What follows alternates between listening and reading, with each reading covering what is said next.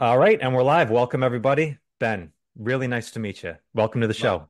Likewise, I'm pumped to discuss all things coaching with you.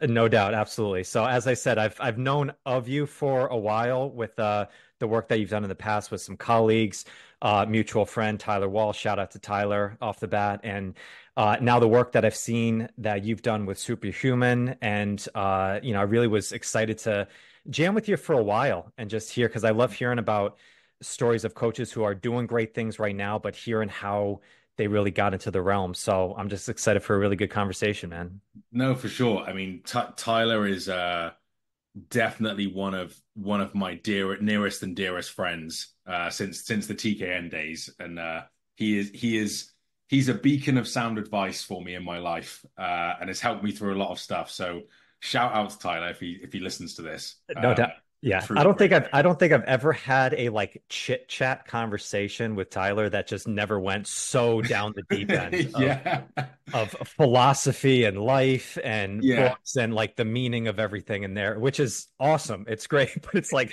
we It's so can't cool scratch the because, surface. and I'll tell you, if there's anyone that I would want to take to a gathering where I didn't know anyone, it would be him. Because by the end of the night, he would be best friends with everyone, and he could tell you everything about everyone, and you would be Yeah. friends with everyone. He has that gift, 100%. Yeah, no doubt. So, well, yeah. So, how I always like to start with Ben when I bring coaches on is I'm always curious about hearing how you got into this world of coaching. I know you've been doing it for over 16 years, doing Mhm. great stuff now as the chief performance officer with Superhuman, but I know it's been a journey to get to this spot of where you're at now. So, how did this all start for you? When did you first get introduced into training and health, which eventually led you to want to get into coaching? Yeah, for sure. So I started probably lifting weights when I was around 13. So I was an overweight kid. My dad was a natural bodybuilding competitor at the time. And so my dad is very, he'll find something and then he will just go in on it for a couple years. And then he'll go on to the next thing and it'll be like the previous thing never existed. Uh, And so like for a while it was like brewing beer in his garage, which tastes like ass. And then it was, oh, now it's bodybuilding and training. And then after bodybuilding, it was like Ironman training and kind of all these different things. And so right when I was in my teens, kind of probably at like my peak overweightness, and I really wasn't obese or anything. It was kind of like just chubby. yeah. And so he really got into his training and never pushed me to do it, but I was always curious. And because I was heavier, I probably had better leverages than my older brother because he was really skinny. Mhm. And so that it was like the first win that I had against him, where it's like I can lift more than you Uh, just because I'm heavier. But like when you're a kid, you don't really factor that in. mhm. And so it got really addictive for me because it's like this makes me feel good. And so started taking it a bit more serious. Like trained all through. I guess it would be like sophomore in high school because we finished secondary school at 16 and then we have college till we're 18 and then we go to university. But in that kind of 16 to 19 years old, I was like all in, reading anything and everything I could on training. It was the Joe DeFranco era for me where Okay. Mhm. I would, West Side for Skinny Bastards, anything that Louis Simmons put out, I was just obsessing over, and kind of really, really got stuck into like the strength and conditioning world. Mhm. Um, I didn't really pay much attention to nutrition then. It was Mhm. just because I was training so much, I could eat whatever I wanted. Yeah. And it was The, still, the I was, joy of the teen years. Yeah. yeah. And I was also, I was like 19, 20. So I wanted to go out and get drunk with my friends. And like, I didn't want to be following like a bodybuilding diet. So it wasn't until I went to university to study sports biomedicine and nutrition. And that's when I kind of dove a bit more into nutrition, started playing around with kind of different types of diets like fasting or like a bodybuilding 6 meals a day kind of diet, and just again reading anything I could on nutrition supplements. My dorm looked like a lab because I would just buy powders in bulk and start mixing these random concoctions. And then I was working as a personal trainer, I mean, really, it was a gym receptionist that moonlighted as a personal trainer, kind of outside my shifts, whilst I was at university to help pay the bills. And then when I graduated, started doing that a bit more kind of full time. Realized that I still was making terrible money, and I was really just training people because I loved it. I just really Mm. enjoyed coaching people, and I would chat anyone's ear off, about it. And then went and did my master's degree in Oxford Brookes for it was part time for 2 years, and that was in applied sports nutrition, which is ironic because nothing they teach you is applicable when you actually start coaching people in the real world. It's pure just studies and Mhm. nonsense. But again, I wanted to do it just to get the letters behind my name so I could Sure. charge more money. Yep. Which at the time, all the other students, I looked really shallow and looked like an asshole because they were like, I want to work with, cyclists in the Tour de France. I want to work with like the UK rowers, and I'm like, I want to make more money. Yeah. And so it was like, and that was it. So I did that, and it was during that time, or just prior in 2014, I randomly was reading a blog. I can't remember the guy's surname. It was Jamie something, and his blog was called Chaos and Pain. And he interviewed Trevor Kashi on the blog. Oh yeah. And funny enough, it was the same blog that got Tyler involved with Trevor Yeah.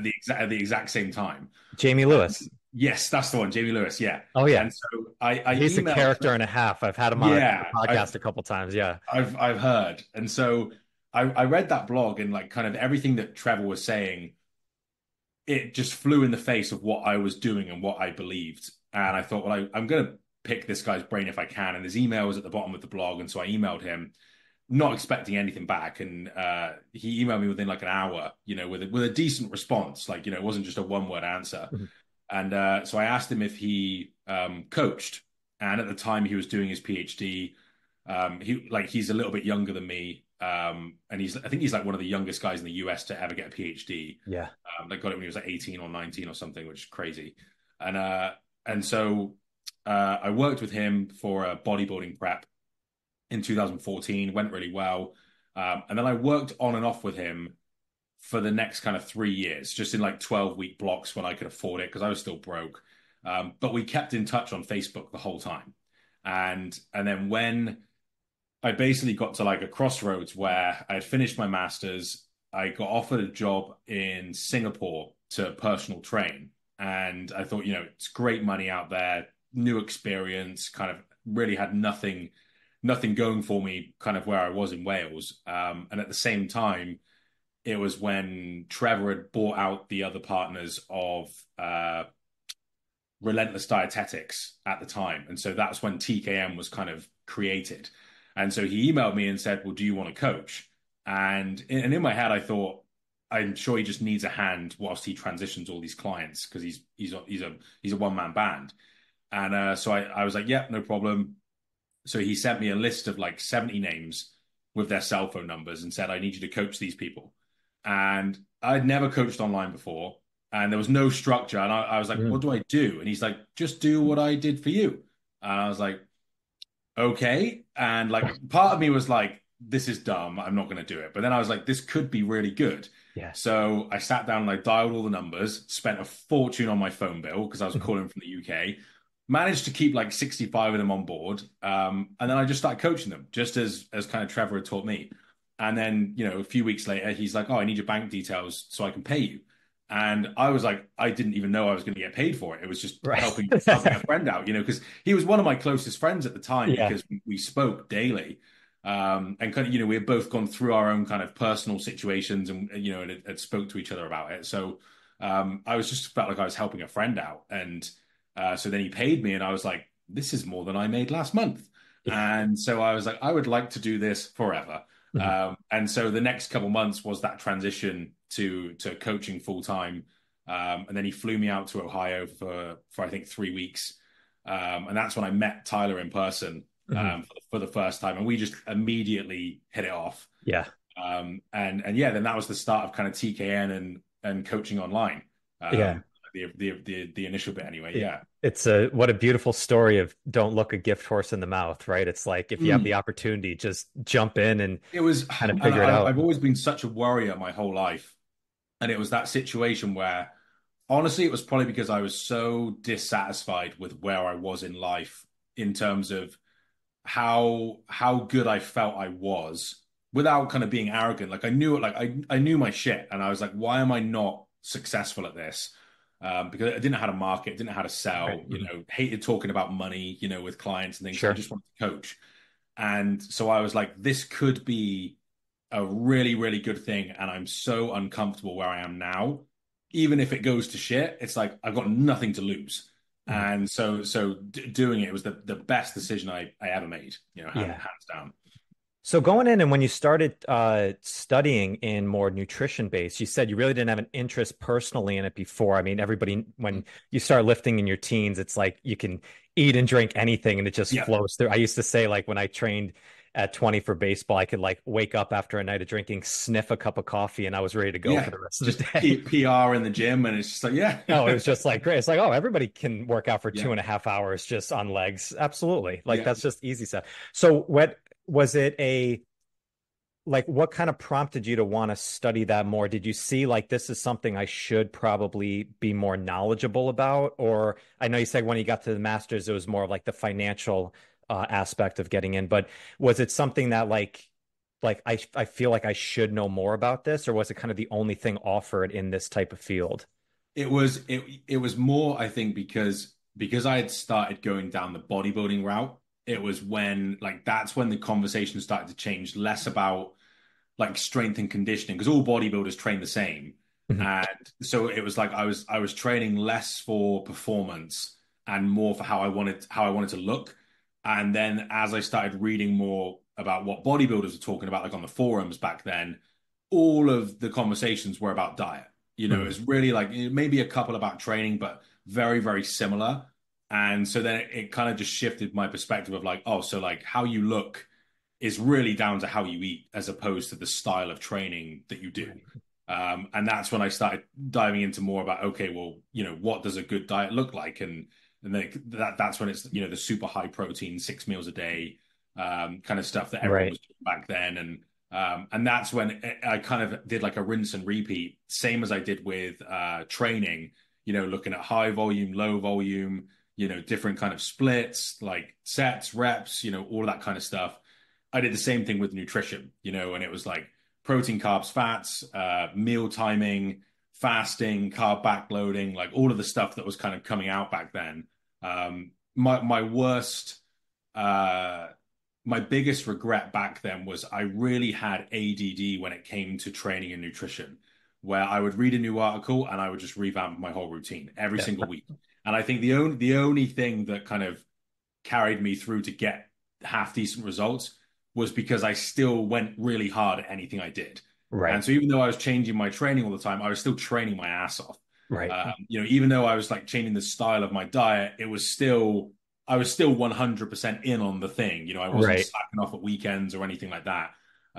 So yeah, it was probably about, 5 to 6 years of that, of just program hopping and diet hopping.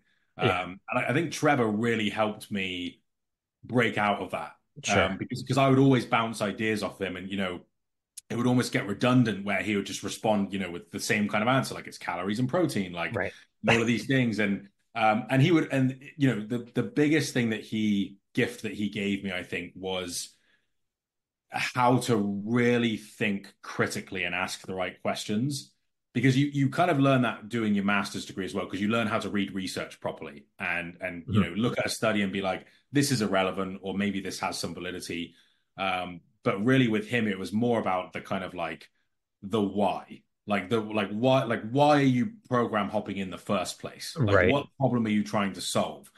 And he wouldn't let up. It's like I'd be like, I don't know, like, and he's like, are you bored? Like, why are you bored? And it's like, and then it would go into like, are you fulfilled in your life? Like, and it's like all of that kind of stuff. And so he really helped me be able to like go through that question, like that process to Right. figure out what is the actual problem, and like why can't you stick to something, Yeah. which was really really useful. So I will be forever in debt to Trevor, No 100%. doubt, yeah. It's an interesting testament, Ben, of that, hard work is going to yield success, like regardless of what you do. And I think a lot of people we get into this mindset of like like the optimal way, what's always the best way, and you start jumping from one thing to another because you read this, and then you saw this movie, and then this person did this, Yeah, and yeah, yeah, it's like there's if you're still working hard and busting your ass and getting it in, something's going to happen from that. Yeah. And like so that is a piece that there is like a testament to, yeah, if you work hard, even if it's not the perfect program for you at the moment, if you're putting your best effort into it, it's going to do something. Like you're still going to move the needle forward in some Yeah. way. I totally agree. And I think that's most people's problem is they just don't do anything hard enough. I think for most people, they can't stick to something consistently, probably a similar issue that I had myself. But again, I think they're not only are they program hopping, but they're half-assing the program in the first place. Right. And so it's, I was crawling out the gym most days, regardless of the style of training that I was doing. So yeah, I think it's again, Trevor's saying he's like violence is the answer. Like sometimes violence is just the answer. Like just go harder. Like and something's gonna happen. That's I a totally beautiful agree with that. that's a beautiful cathartic line right there. Yeah. So so when you heard Trevor on Jamie's podcast there and you said it really like resonated with what your thoughts were of making sense, what was like the specifics that you were hearing that what he was saying that was maybe different than what you were learning in school, which, as the applied is not really applicable in many Mhm. ways. What was it that you were hearing from Trevor that was like, this guy gets it? I think it was one, it was the lower protein intake at the time. Mhm. So it was because I know Jamie's huge on protein, like an absurd amount. He's almost like the carnivore, like OG, but with like chickens rather than steak. Yeah. Raw. And Yeah. yeah, Just bite the head off and go. Yeah. yeah, with your hands. And so it was the protein thing was one, but then also just seeing how jacked he was, on such like at the time such little protein, and also how he structured his diet in terms of like his non-training days. In the article, it was like basically no carb, high fat, and his training days were crazy high carb, low fat. But he said it all comes out in the wash. It's really just so he's getting a ton of everything, and Mhm. that's just how he prefers to eat. And so I had never looked at it at that point from a calorie or macro standpoint. It was always you eat bro foods, you have a cheat meal at the weekend or a cheat day, and then you go back to your diet and it's chicken, rice, egg Mhm. whites, potato, everything else is bad. That's all you should eat. You should eat 300-400 grams of protein a day. And don't get me wrong, I got good results from that. Right. But again, it's like it wasn't because of the high protein, it's because you're eating enough protein and eating enough calories. Yeah. And I was sticking to it. So yeah, I think that's what really kind of made me want to kind of inquire because it kind of just conflicted with what I was doing. And I think I was kind of getting a bit burnt out with what I was doing. Mhm. Like I was like, how many, do I have to eat 6 meals a day forever? Like I'm getting Right. Yeah. a bit tired of this now. So yeah, that made me want to reach out to him. Yeah. That I mean, it's the 300 grams of protein for most. I mean, Oh, dude, I was yeah. I was eating 400 grams a day for easily over 3 years, and that's with zero protein powder. Like that's just meat and Oh, eggs and fish. Like you I must have a easily, jaw of steel just to chew that much amount of food. It's like it's crazy.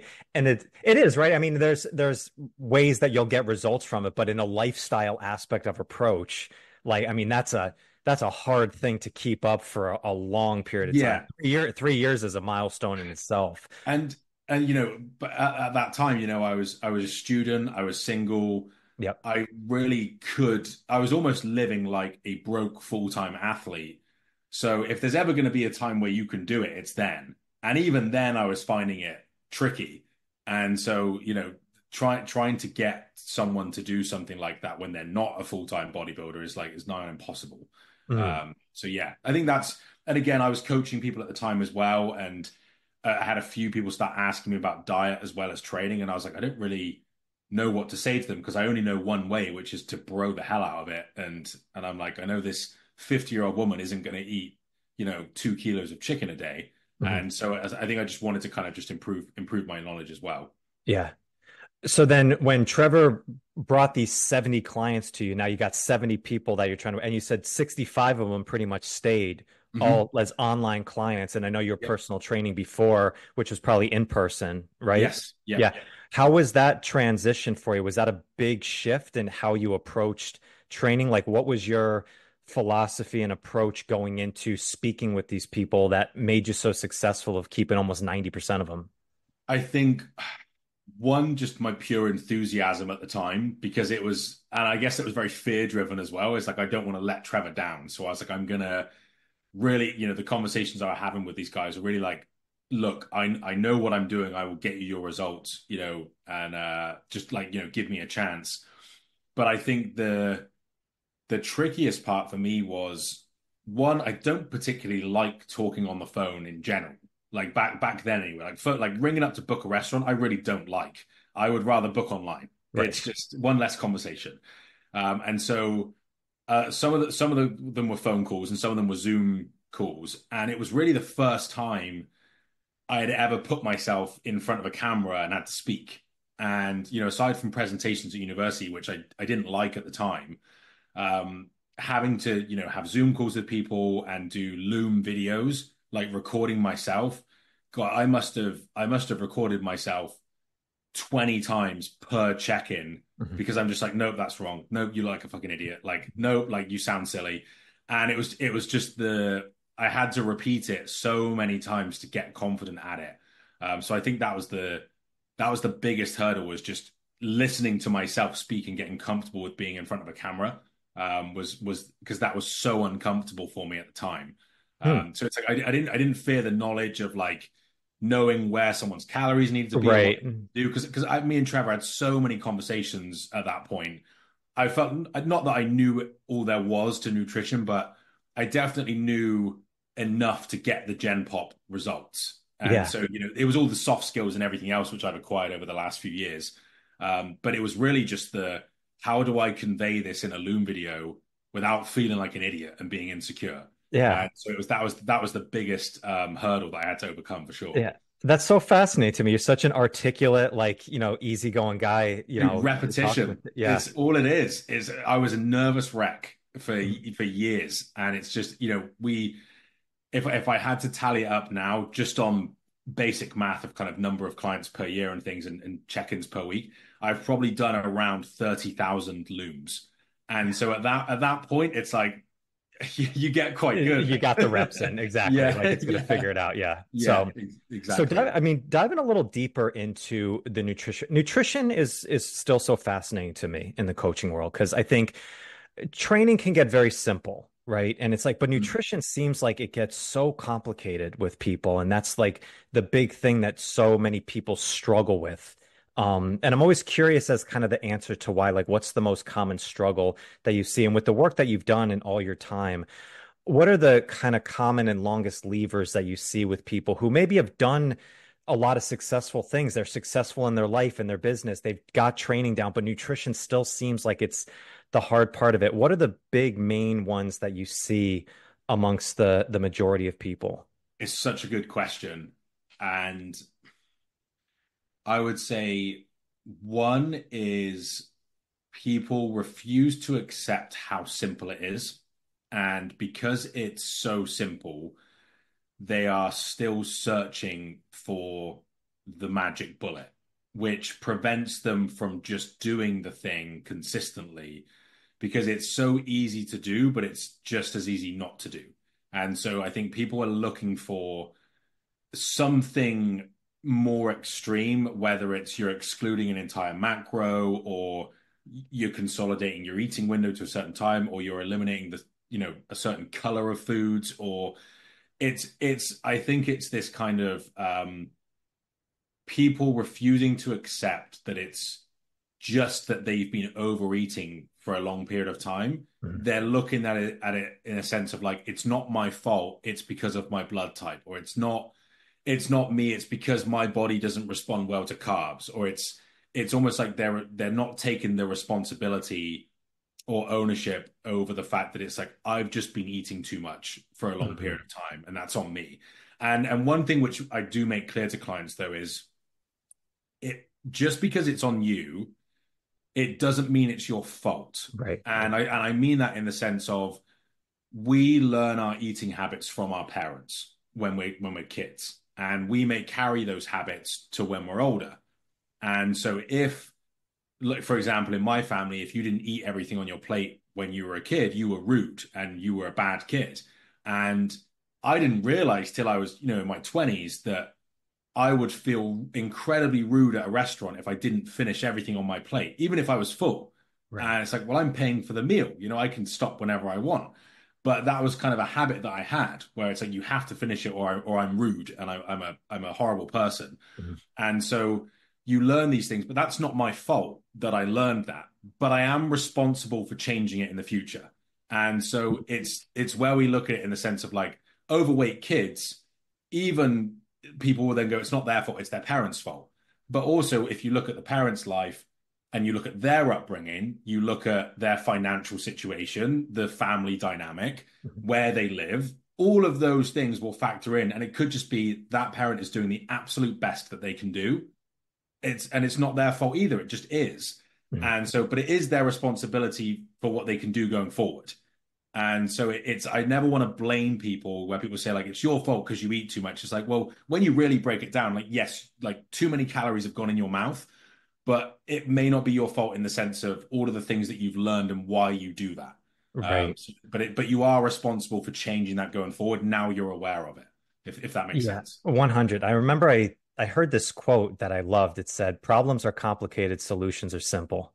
And it Yes. was, and it almost, I wonder if it's because there's an infinite number of reasons why something may have occurred and where the problem comes from, that we naturally think that the solution has to be just as complicated to get out of there versus you might just be overeating. Yep. And it's so easy to overeat, especially with Yes. processed foods and stuff. I remember when I first started actually getting accurate on my information. I think it was Dr. Cashew. I heard the quote and he said, "You owe it to yourself to be as accurate as possible." And that just hit me right there of like just personal, I just read Jocko's like extreme ownership. It's like, okay, I owe it to Yep. myself to do this and realized like, holy shit, had no idea what actual servings were. Yep. And I thought it was gonna, and what I found personally from it is it was so empowering to kind of actually get that data down where you knew exactly what you put in that I was like, okay, now I'm actually have a good idea of what Hmm. I'm doing, like down to the microscopic like number. Now I Yeah. can actually make a guess. And I knew it with training because it's very easy. If you go from lifting, 32 kilos to 36 kilos, you see it right there. You know that's Yep. objective. Nutrition seems like it gets lost all in the shuffle in a lot of different Yeah. ways. I think, that is one issue. Like I mentioned, is what people struggle with. I think another one is you with nutrition, it's 24/7. And on the extreme side, you can look at bodybuilding. Like like they say, it's not the time you spend in the gym, it's the other, 22 hours of the day or whatever. And I think with most people, they are inconsistent in general. Some people even can't even take medications every day that they should be taking, and it's a pill and they forget to take it in the morning. So I think in general, we're quite inconsistent with our behaviors. But also with nutrition, there's so much emotional baggage kind of attached to it, where just culturally, we use food to celebrate, we use food when we're sad, we use food as a reward, we use food as a distraction, like all of these different things. And what we have to kind of do initially with clients is separate that emotion from the food and basically almost like recalibrate your intuition, Mhm. because we all intuitively got fat. Like that's why we're jumping on a diet plan or we want to Mhm. change our body composition. So immediately going into this idea of like intuitive eating, when it's like your intuition's fucked. Like that's why you're fat. And so like we need to like ignore your intuition and not listen to your body and your feelings right now when it comes to food, and essentially like just hit the reset button and be completely logical and objective. And that's like where you've seen working with TKN, we use body weight, progress pictures, and calories. Mhm. And so just from that, we can say, okay, your body requires X amount, your weight is doing X, like therefore we need this much roughly. And then once we've built the skills and habits to do that consistently, like measuring and tracking, meal planning, eating at consistent times during the day, finding the foods that we find are very easy to fit into those macros, then we can bring back in the intuition. Right. Yeah. Right. So, okay, like now we've done full macros, let's drop it back to protein and calories. And you're still working within a calorie boundary, but now you can auto-regulate. When you feel you want more carbs, you can have more carbs. When you want more fat, you can have more fat. Like, and then it's like protein minimum and calories. And it's like, cool, just eat enough protein, keep your calories in this range. You know how to kind of calibrate that now because you know how you feel when you eat too much. You know what happens to your weight if you over your calories or if you undereat, how you perform. And then you stop tracking because you've kind of done it so much. And then you kind of just bring it back in when you want to recalibrate and kind of hit a bit of a reset. And Right. but you don't get to that point without like pushing the intuition aside first and being like, I don't know what I'm talking about or how my body feels, Mhm. because it's wrong. Like to be frank, and so that's a hard conversation to have with people. I'll get guys come into the program and they'll be like, they'll say, this works really well for me. I respond really well to this. I don't respond well to carbs. Like this style of training works well for me. And I literally go, buddy, you're 300 pounds. Like you Right. don't know what works for you. Yeah. Like, because if you did, we would not be having this conversation right now. So before we even go into the plan, I am going to ask you, are you willing to be coachable and listen to me, and take some of this stuff on board and get out of your own way? Because if the answer is no, then there is no point in us going down this path Right. because you're going to be fighting me every step of the way, hounding me that you know what works best when the evidence shows that you don't. And then I'm like, does that sound fair? And it's kind of like it stumps them a little bit. But it's like, that's the first conversation you need to have before you even, it's like, oh, great. Like, oh, okay. So you like high protein carbs, the devil, like, great. And I'm just like you haven't Right. not gone a day without carbs your entire life. So it's like, you don't know what you're on about. Um, but Yeah. yeah, it's a, I, it's a funny one. I love that you said their intuition, your intuition is fucked because it's I had to learn this the hard way and some Sure. there's an intuitive training piece that I absolutely love. It's like, the biofeedback, the body, For you sure. can trust your own body and intuition. And a few years ago, I got very deep down this rabbit hole, and I still believe it to this day because it was working very well for me. That Hmm. I started to go into an intuitive training approach with so many people that were coming right in of like Yeah. trusting your body. There's some specific markers that you can find to find out what your body's searching for at the moment. And Hmm. I apologetically did this to a bunch of people right off the bat who were at that beginning stage of it. And then I finally had to realize, like, oh, they're not doing this well because their intuition is screwed. They have no intuition. Yeah. Their Yeah. intu I mean, it's Yeah. like talking about saving money with somebody who has like no idea what their, debits and Yeah. credits are. Like it's the same type Yeah. of thing. And it goes on nutrition. So kind of suspending that ego and just being like, yeah, you have, and I think it is like nutrition is one of those things that we think we all know it a bit Hmm. more. It's like that. I know what I need to do. I just am not Yeah. doing it type thing. It's I've like, I've no, been you don't. eating for 30 years. I know how to eat. And it's like, well, you really don't. And so that's the thing as well, because Trevor spoke about this where, the three main things that people use as coping mechanisms to stressors are food, alcohol, and drugs. Mhm. And food is the most socially acceptable one. And so with alcohol and drugs, we can stop using them. And we can go teetotal from them. We can't do that with food.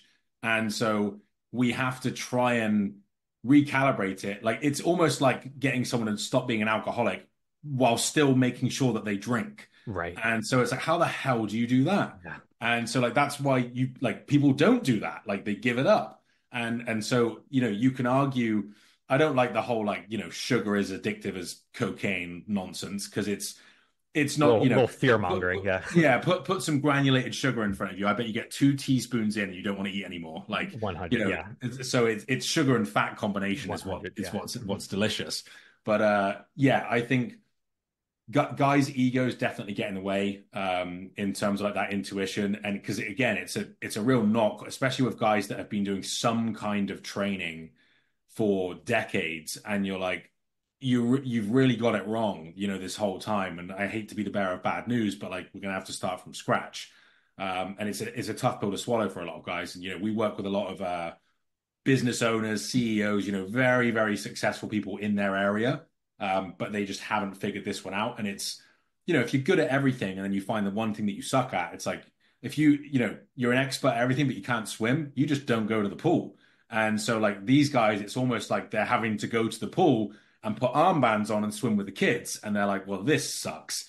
And Right. it's like, yeah, but like you never learned how to swim. And so it's like that crash course of getting that skill set up. Uh, Yeah.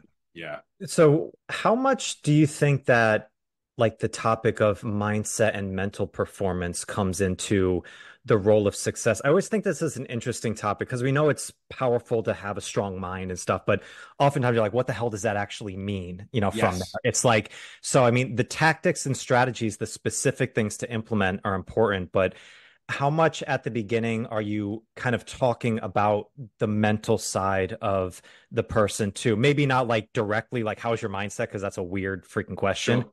But Yeah, how yeah. much do you feel that that comes into play right off the bat?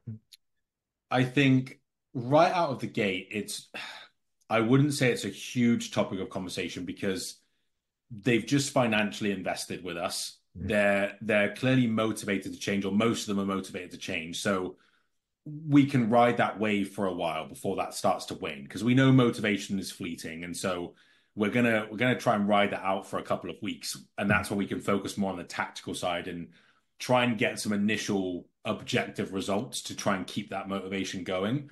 But the whole mindset thing is, I'm probably closer to Hormozy on this side in the sense of you can talk about, mindset and desire and discipline and motivation. And I would much rather kind of do the Hormozy thing where it's like you don't need any of that and you can still do the thing.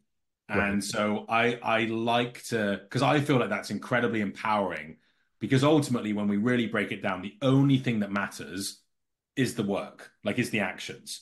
And so like people have lost weight for centuries without trying. But the action that they've done is they've eaten too little. Like Right. that's why they've lost weight. Everyone has gained weight without trying because they eat too much because the action is overconsumption. So you've already proved to yourself that you can do something and not want it or not think about it. So by definition, you can do this thing and not want it or think about it if you just do the actions. And so when it comes to things like self-confidence, self-worth, motivation, like all of these things, I think people almost use it as a procrastination tool of like, I just need to get my motivation up and then I can dial it in. It's like, oh, you could just fucking do it now. Like, Yeah. and like be demotivated and still do it. Mhm. And I think once you can do that, regardless of how you feel, like Layla's quote is like fuck your feelings, do it anyway. Right. And like if you can do that, you become invincible. And that's not to kind of say that the mental performance and mental health isn't a thing because it is. I've had Right. therapy myself and it's changed my life. It's Mhm. it's, it's amazing. But within that, it's still doing the things whilst working on that stuff and still knowing that I can still do this stuff even if I'm not quite in the right mental headspace. I can still operate and I can still function. I'm not going to use that as a crutch to not be successful in these other areas. Uh, Right. yeah.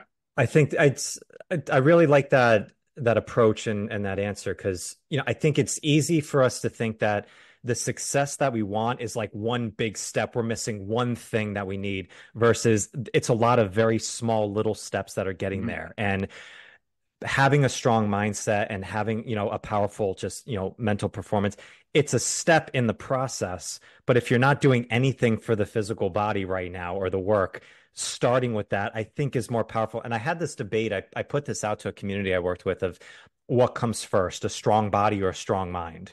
And I Mhm. was curious to get the answers from it, Ben, because what's interesting is a lot of the people that were answering strong mind first, you have to have a strong mind. We're I fat. personally knew were Right. not doing anything for their work. And they were Yeah. kind of, so what you said there, it's that aspect that you can easily procrastinate if you think that you need to be in the right mind versus, and I started thinking about this. I'm like, well, what does it actually mean to have a strong mind? I'm like, okay, let's bring some traits in. Well, you're probably feeling very self-confident. You probably have a strong belief that you're capable of doing something.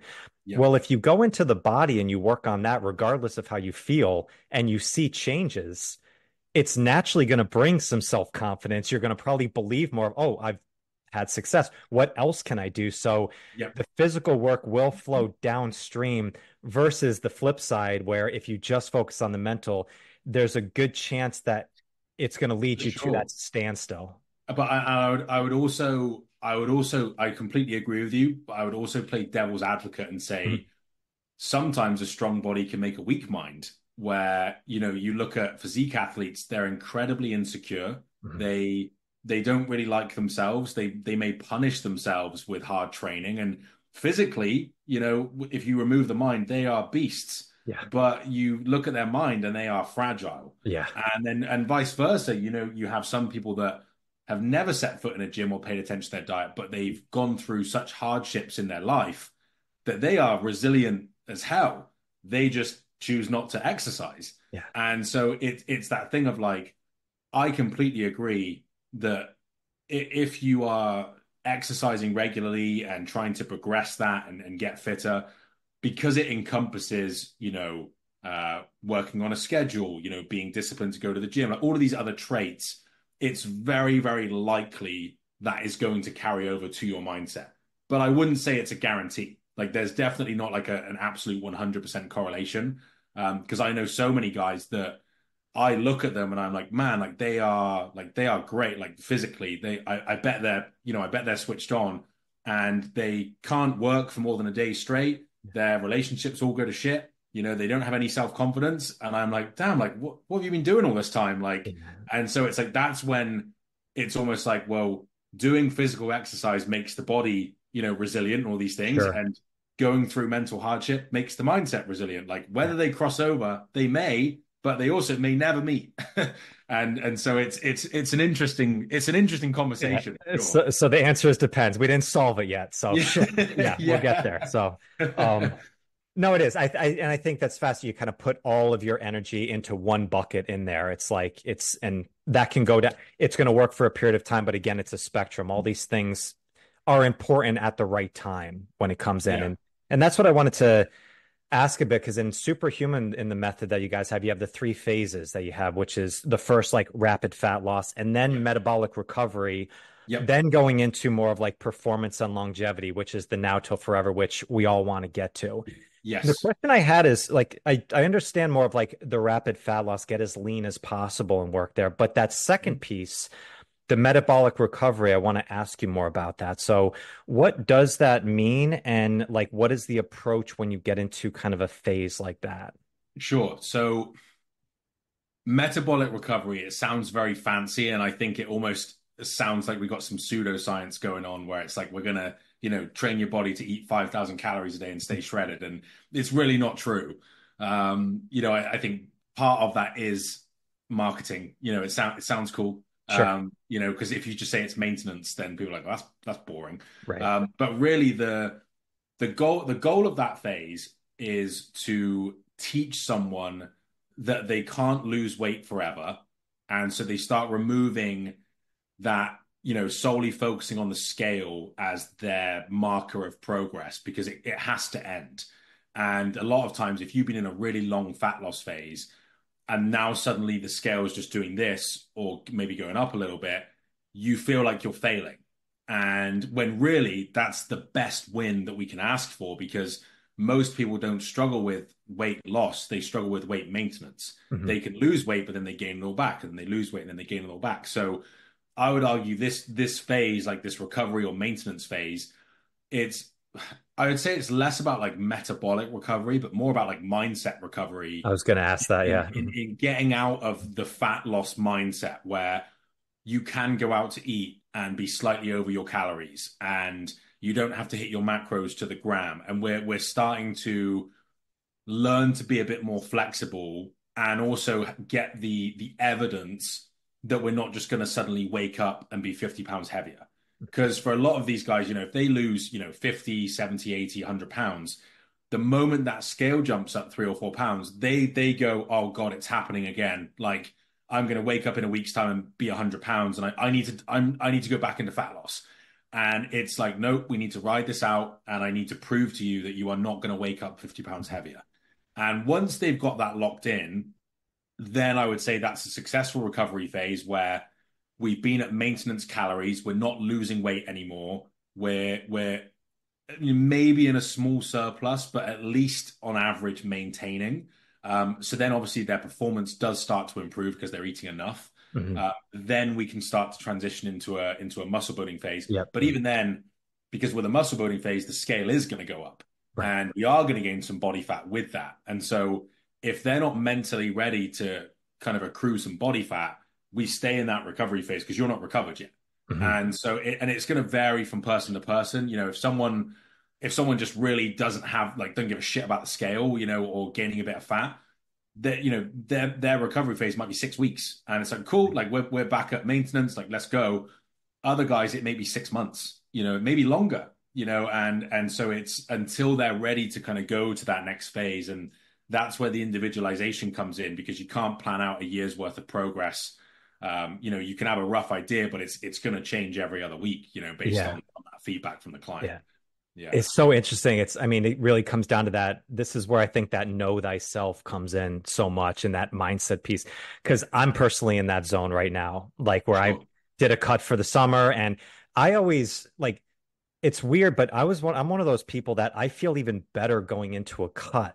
Like I was Yeah. always like more of a lean, more of like kind of like a leaner build. So Yeah. maintaining or building up. I was a chubby kid as well. Like there was some old stuff from being, and I haven't really been overweight in my adult life, but still some of those memories that come back. So the maintenance phase and gaining weight has always been more of the mind fuck for me Yep. than dropping down where I'm like, it's when it's cut time in the summer, I'm like, let's go. Like I'm more comfortable in that zone. 100%. And I have never actively tried to gain weight in my life. Mhm. And that's not to say I haven't, because I have, but I'm either in a cut phase or my maintenance phase is basically going to be I'm going to pay less attention to my diet. I'm going to eat whatever I want Yeah. and try not to turn into a fat bastard. Yeah.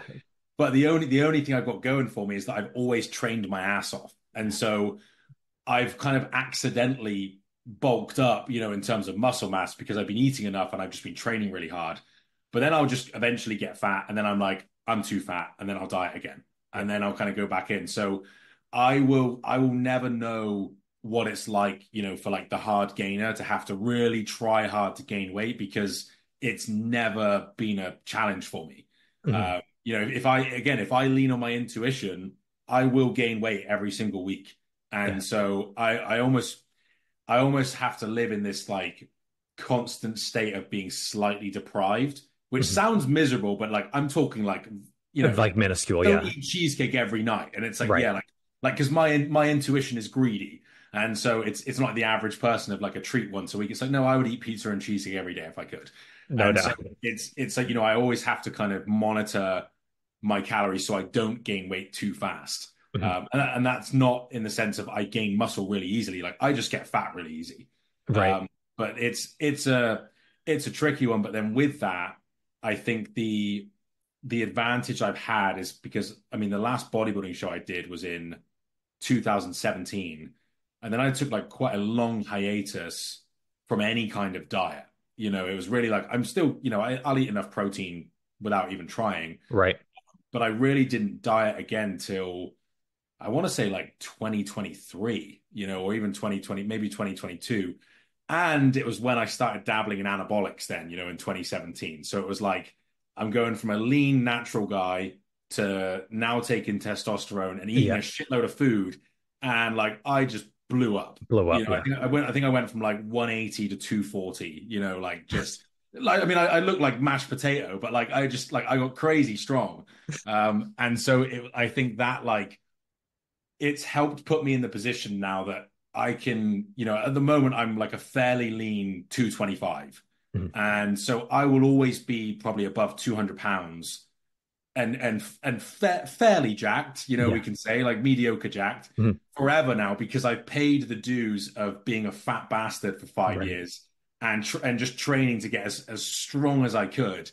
And it's a really sucky 5 years. Yeah. And for most people, they just can't do it. Right. And so again, because if someone is 175 pounds and they're like, I want to be a lean 200, for the rest of my life, how do I do that the most effective way possible? I would say get to 230, stay there for 5 years, and then diet down. No one's going to do that. And so we have to play the game of, well, we're going to gain 10 pounds, lose five of it, gain another 10, like lose Yep. six, and do this back and forth for that 5 years. And who knows which will be more effective because we'll never see that in like a study, but at least mentally they can do it. But Right. Yeah. yeah, That's right. Yeah. I think that, I mean, that's where the mindset piece of it, I think, comes in even more is looking at that long game after you've done those initial steps. Because as you said, it's much easier to lose weight or get to that goal, but maintaining it and sustaining it is the challenge. And more things start to come into play once yep, you get to that mark right there. yes, So, yeah, um, well, dude, listen, I mean, Ben, this has been awesome. I really appreciate you coming on and jamming. This time went super fast, so we're gonna have to do a part two at some point. absolutely, Just yeah, rolling, but I really appreciate you coming on today, man. Thank you. of course, man, no problem at all. No problem. If people want to check out more of what you're doing, everything with Superhuman, like what's the best place that they can go and check it out? Superhuman.com. We're Superhuman official on Instagram if you want to look at some of our transformations. But yeah, check out the website and yeah, you can get rolling from that. Yeah, I really like the combos that you guys have on the podcast that you're doing over It's a there. good time. Yeah, it's a good time there. So awesome. Well, Ben, brother, thank you so much. Listeners, thank you. I'll catch you guys on the next one. All right, peace.